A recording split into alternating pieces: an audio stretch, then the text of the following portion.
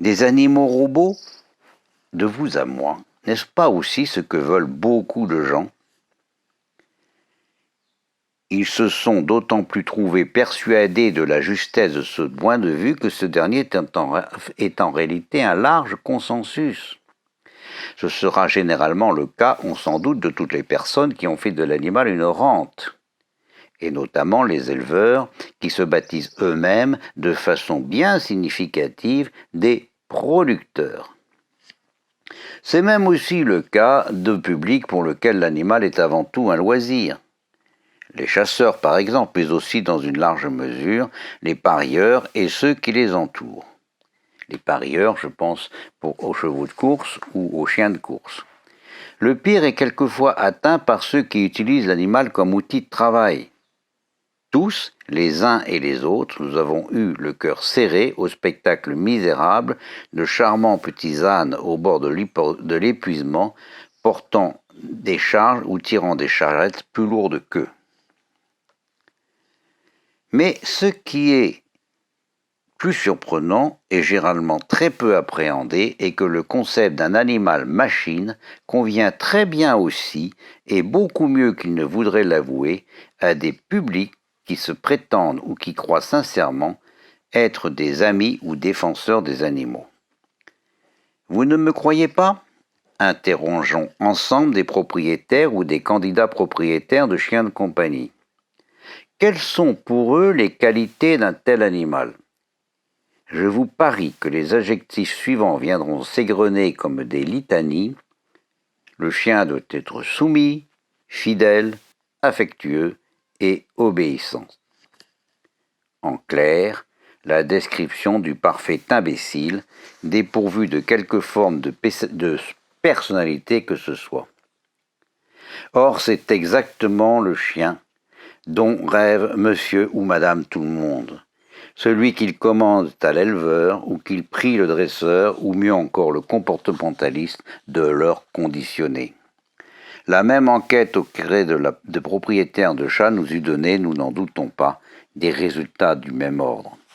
Les gens ne veulent pas d'un chien qui ait sa personnalité propre, ils veulent d'un espèce de robot qui soit soumis, fidèle, etc., etc. Et si, par hasard, l'éleveur a mal produit, ou si le comportementaliste a mal travaillé, on fera alors appel au vétérinaire pour raboter toutes les aspérités qui dérangent.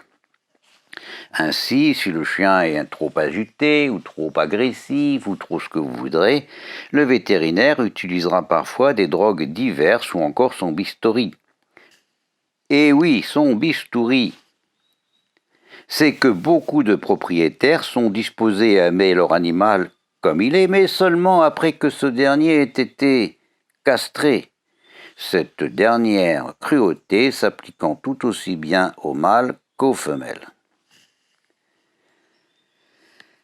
Naturellement, ces personnes trouveront tout un aéropage de professionnels pour leur faire valoir qu'ils ont fait le bon choix.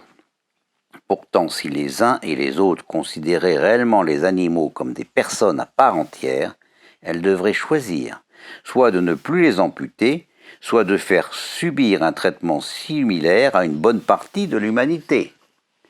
Les arguments qu'ils avancent pour justifier leur comportement envers les uns et les autres, en l'état, parfaitement applicables à tous. Et puis, la castration n'a pas seulement pour avantage de toujours plus rapprocher l'animal d'une peluche à peine animée. Elle réduit à néant toute velléité de vie sexuelle. Et on vous expliquera doctement que les animaux ne fonctionnent pas comme nous et n'ont pas besoin de vie sexuelle. Pas comme nous?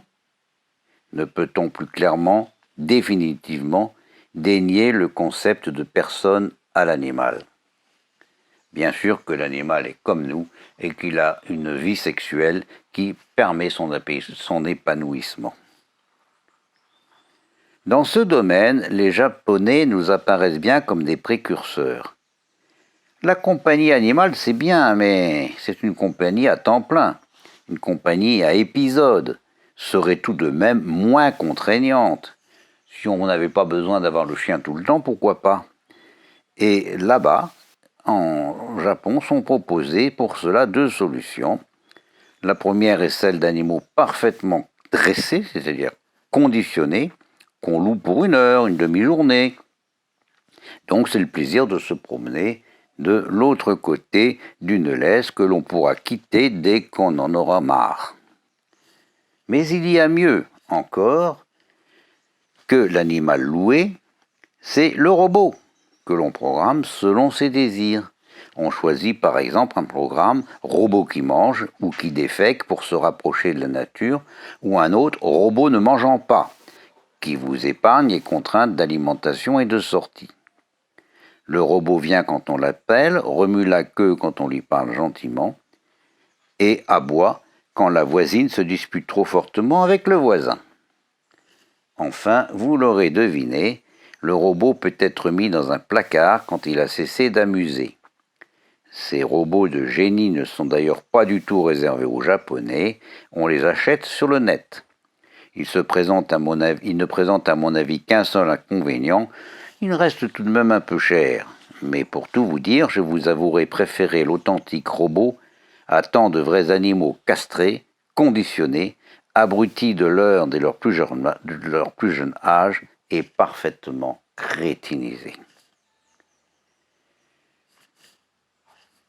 Comment comprendre enfin qu'une large majorité de personnes refusant au chien tout droit de vaquer et d'aller à sa guise, sinon par le fait que ces mêmes personnes dénient à ce pauvre animal quelque personnalité propre que ce soit?